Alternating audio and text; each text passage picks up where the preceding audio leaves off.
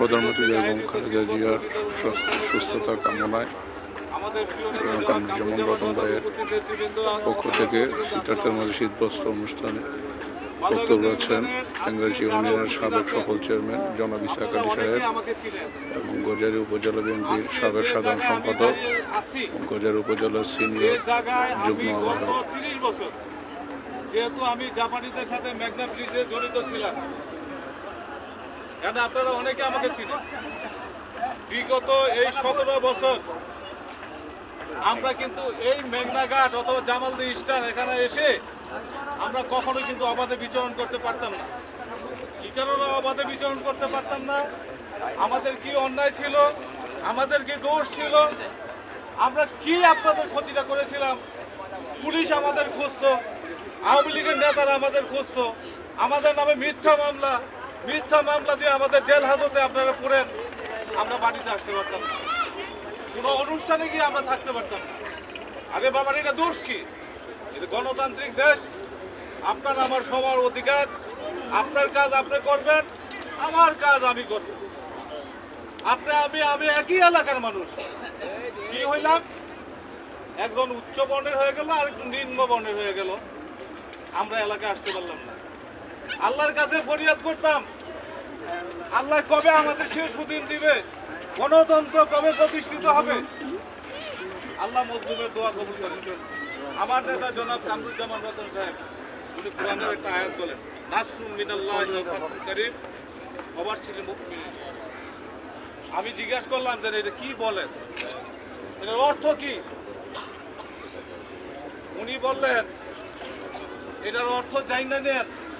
আমি আমার ইমাম সাহেবকে জিজ্ঞাসা করলাম, বলল মজলুমের দোয়া যখন আল্লাহর কাছে চায়, নির্যাতিত মানুষ যখন আল্লাহর কাছে চায়, চাওয়ার সাথে সাথে আল্লাহ তাআলা নাকি কবুল করে।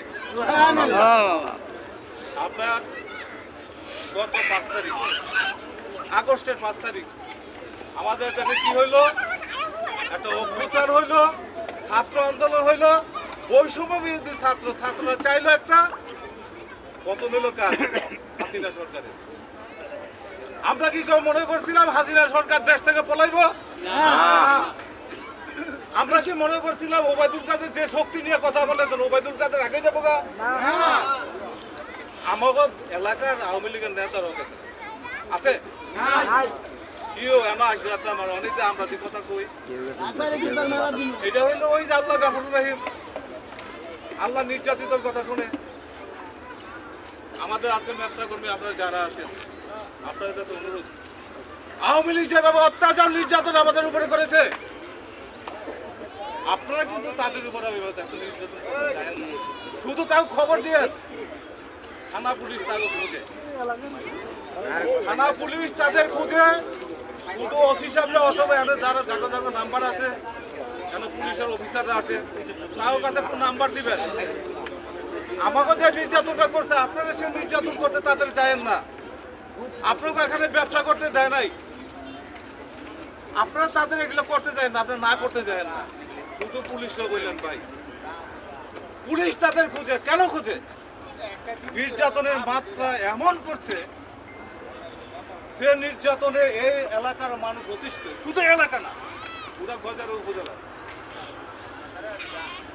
রাস্তার মধ্যে কি মিছিল নিয়ে রাস্তাঘাট বন্ধ করে, আরে বাবারে, এমন বড় বড় কুড়াল লইয়া, রান্দা লইয়া, বাঁশ লইয়া, জুতা বলক লইয়া ওনারা মিছিল করে, আমাও খুঁজে, আমরা বিএনপি যারা করি খুঁজে, আরে বাবারে আজকে তো আমরা আছি।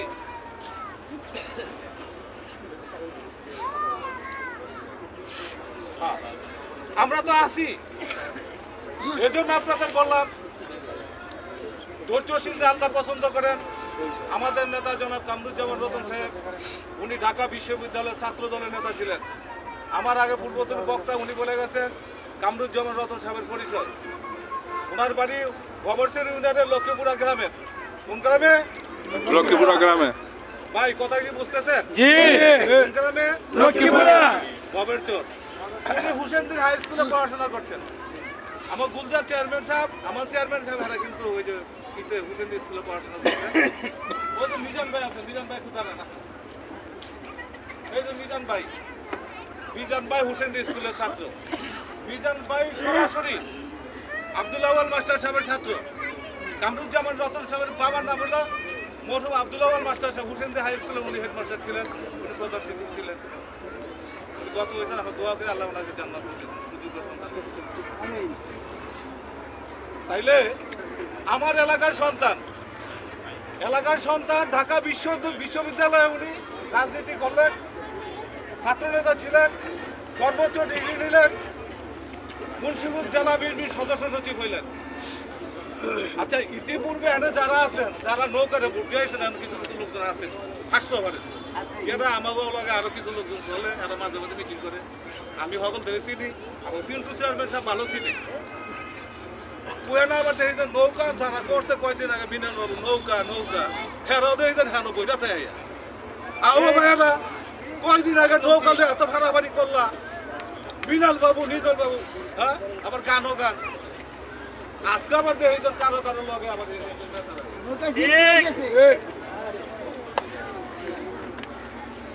এই যে ধরেন আপনারা নাচতে আয়েন এখন ধানের শীত গত 5 তারিখের আগে সকাল আগে আপনারা যদি বিনাল বাবু নৌকা হ্যাঁ এইটা কইতে দিনের মুখে ফেনা তুলে লাগছে।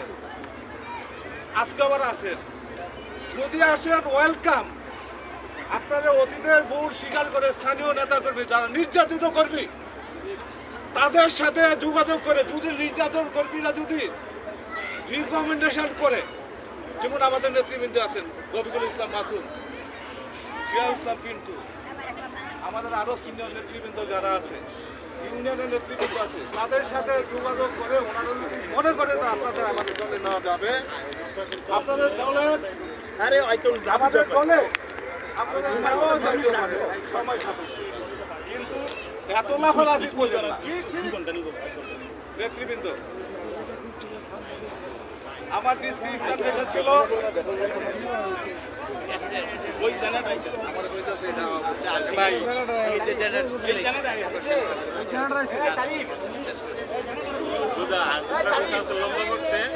আজকে বৈষম্য বিরোধী ছাত্র আন্দোলনের কারণে সারা দেশে যে ধরনের একটা আন্দোলন সৃষ্টি হলো, উৎখাত হইল। শেখ হাসিনা পলায় না, শেখ হাসিনা এখন কই? এই মা বোনেরা, শেখ হাসিনা কই?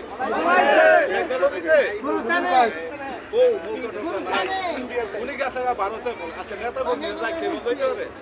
দেশনেত্রী বেগম খালেদা জিয়া কারাগারে থেকেও উনি আপনাদের ছেড়ে কোনো জায়গায় যাননি। অসুস্থ অবস্থায় আমরা শুনলাম উনি চিকিৎসার জন্য দেশের ঘরে যাবেন। আপনারা দোয়া করবেন আল্লাহ ওনাকে সুস্থতার সাথে ওনার সুচিকিৎসা হয় এবং সুস্থতার সাথে তারেক রহমান সাহেবকে বিদেশ বসে যাতে আবার বাংলাদেশে এনে আমরা তারেক রহমানের নেতৃত্বে যাতে বাংলাদেশ জাতীয়তাবাদী দলের পতাকা সম্মানিত করতে পারি, এই আশাবাদ ব্যক্ত করে আজকে যারা উপস্থিত হয়েছেন বাজারে উপজেলা বিএনপির পক্ষ থেকে সকল নেতাকর্মীকে ধন্যবাদ জানিয়ে আমার বক্তব্য শেষ করছি। আসসালামু আলাইকুম।